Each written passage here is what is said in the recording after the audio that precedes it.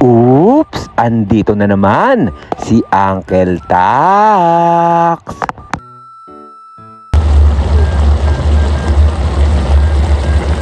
Ngayon, nagluluto tayo ng adobong baboy na lalagyan ko ito ng patatas.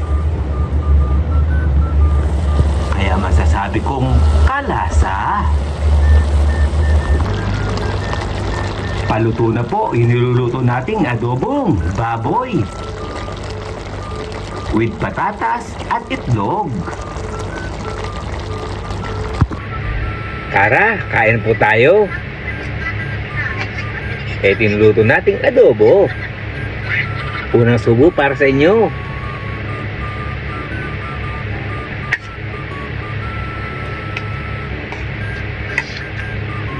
Kalasa. At pagkayari kong kumain, gagawa naman tayo ng cordon bleu. Yan yung carrot na ginubrain namin. Okay ng sibuyas. At maglagay na tayo ng pampalasa. Ito'y asin, pamintang durog at betchin. Mag-a-add din ako rito ng 2 kutsarang cornstarch. At mamaya maglalagay rin tayo ng ham and cheese.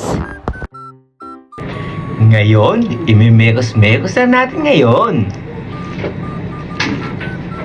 Gumamit na ako ng gloves.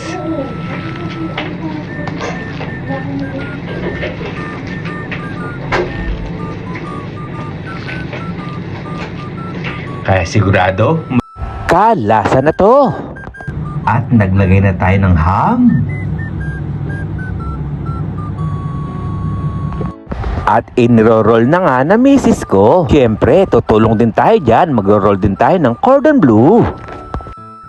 Ngayon, nakagawa na tayo ng isang cordon bleu. Kaya siguro masasabi ko nito, kalasa. Nakagawa nga pala kami dyan ng 5 piraso. Kaya sulit na sulit. Fast forward tayo at nang lumipas yung 24 oras, ito ay aking ipipirito na. Kaya malamang ito, maparami na naman yung kain namin. Siyempre, may sausawan yan kaya gagawa tayo ng sauce. Ang mga ingredients lang naman ay dairy cream, 2 spoon na cornstarch, gatas na malabnaw, paminta, asin at cheese. At nang okay na yung mga ingredients, tara na, imemekos-mekos na natin ito hanggang lumapot. Dahil luto na nga yung cordon bleu, ito ay hahanguin na. Tara, kain na po tayo.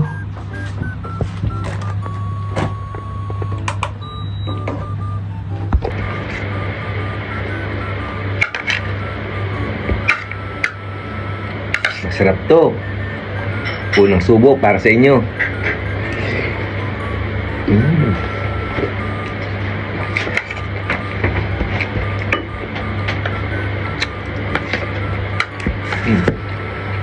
Kaya hanggang dito na lang. Ito po yung Uncle Tax. Ingat!